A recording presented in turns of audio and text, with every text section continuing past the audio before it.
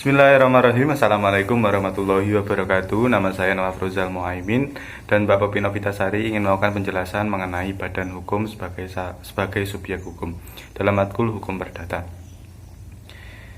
Apakah badan hukum itu? Di sini saya akan menjelaskan dua pengertian, yaitu pengertian dari badan hukum sekaligus menjelaskan tentang klasifikasi dari badan hukum tersebut. Pertama-tama, apakah badan hukum itu? Badan hukum secara bahasa diambil dari pengertian tiga bahasa sekaligus, yaitu yang pertama bahasa Belanda, Latin, dan bahasa Inggris. Untuk pelafalan yang paling mudah ialah bahasa Inggris, yaitu legal person. Untuk pengertian secara istilah disebutkan oleh Roma Sumitra, badan hukum ialah badan yang memiliki harta, hak, serta kewajiban sebagaimana orang pribadi. Untuk dasar berdirinya badan hukum ialah pada pasal 1653 KUH Perdata.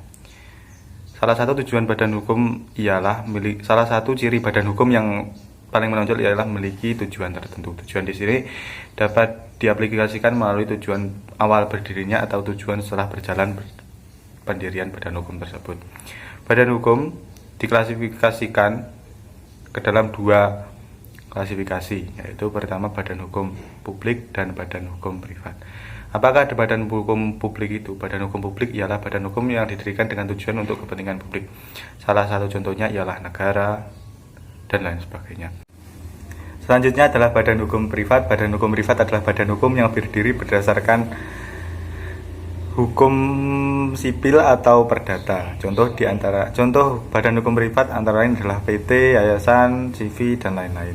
Penggolongan antara keduanya ialah berdasarkan antara lain adalah berdasarkan berdirinya, yaitu berdirinya berdasarkan publik ataupun privat. Kedua adalah lapangan pekerjaan yang ada di dalamnya. Tetapi tidak semua badan hukum mengandung semua itu.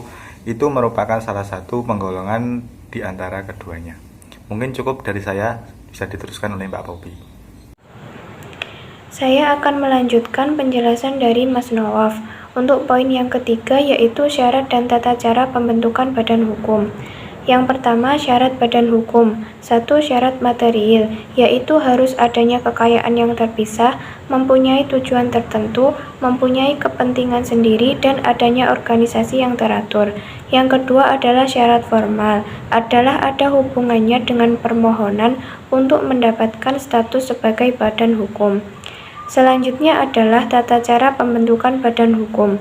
Jadi, selain harus memiliki kedua syarat yang telah ditentukan tadi, suatu badan hukum juga mempunyai tata cara pembentukan tertentu, sehingga dapat disebut sebagai badan hukum.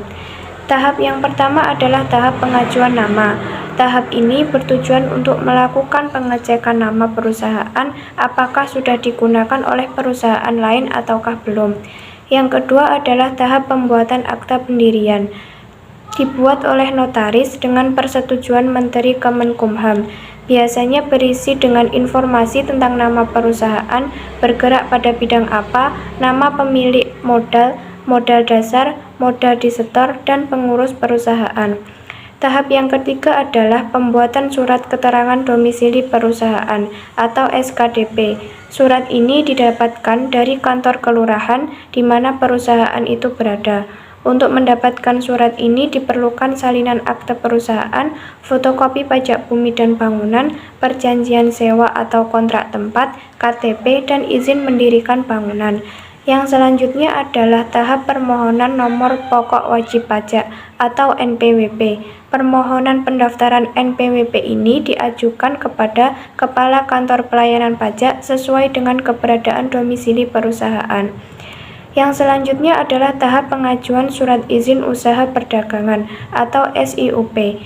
Tahap ini berguna agar perusahaan dapat menjalankan kegiatan usahanya.